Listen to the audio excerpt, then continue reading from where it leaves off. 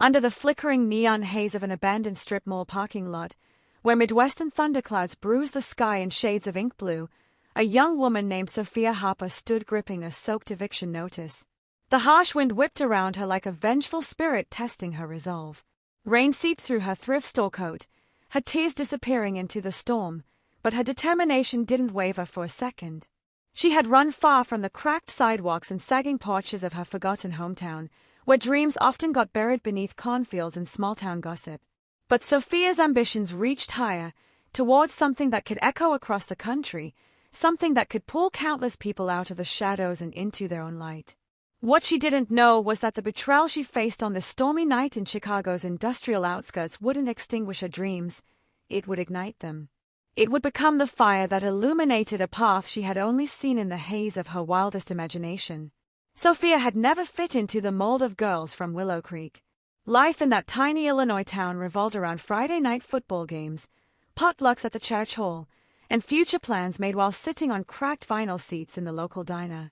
While her classmates were preparing for community college or early marriages, Sophia stayed awake late into the night in her creaky farmhouse bedroom, sketching designs on napkins, listening to entrepreneurship podcasts, imagining a world where she could create something bigger, something of her own.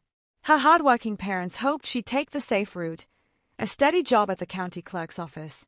But deep inside, she felt a pull, like an unseen force whispering, "Forge your own path." At 23, with a duffel bag full of clothes and a handful of dollars saved from waitressing shifts, she boarded a Greyhound bus to Chicago. The city's soundtrack, sirens, skyscrapers, and the electric buzz of possibility scared her and thrilled her in the same breath.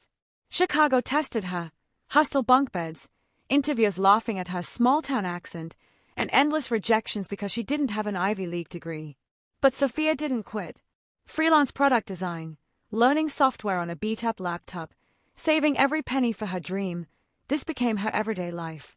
And then, in a quirky co-working space in Wicker Park, an idea sparked: Prairie Glow. A sustainable skincare brand built on organic herbs grown in Midwestern farms, rooted in rural women's empowerment, scented with the warmth and simplicity of home.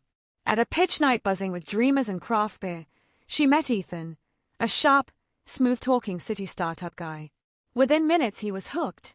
"Your market potential is incredible," he said.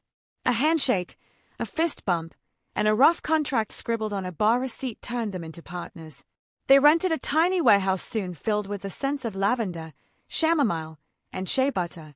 Sophia poured her soul into every jar, perfecting formulas, designing packaging, talking directly to customers.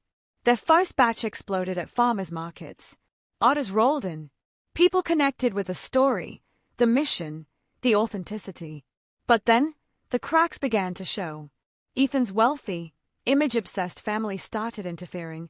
Why risk everything on some farm girl's hobby? Sophia pushed past the snide comments. Her focus was Prairie Glow, nothing else. Then came the storm. Ethan started disappearing. Family issues, he claimed. She worked double, triple shifts trying to keep things afloat. Whispers from the team spread. His family is forcing him to walk away, and then the final blow. On a scorching afternoon, with unfinished batches lining the warehouse shelves, Ethan walked in with his stone-faced sister and their lawyer cousin. "We're shutting this down. Strategic differences," he said. But the truth was painfully clear. Betrayal. The bar receipt contract. Worthless. Ethan's family swooped in, claiming the warehouse, equipment, inventory, selling everything off to recover losses. Sophia could only watch as the jars she had lovingly crafted were hauled away. Ethan couldn't even meet her eyes.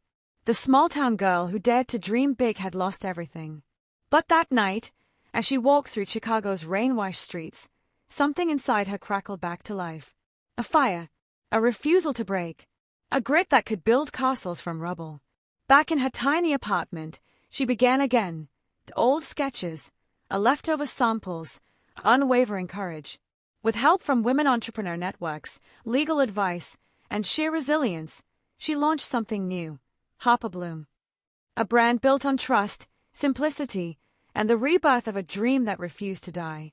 Slowly, through pop-ups, viral social media stories, and customer love, she rose again. The end of Prairie Glow became the beginning of Harper Bloom, a brand that went on to employ dozens and build a nationwide following. If Sophia's journey lights even the smallest spark inside you, if you felt the sting of old wounds or the ache of buried dreams, let this be the fuel for your next rise. Start now. Write the first page of your vision journal, or find a mentor, or begin right from your street, your town, your village. Every setback is the beginning of a comeback. Your story is waiting to take flight.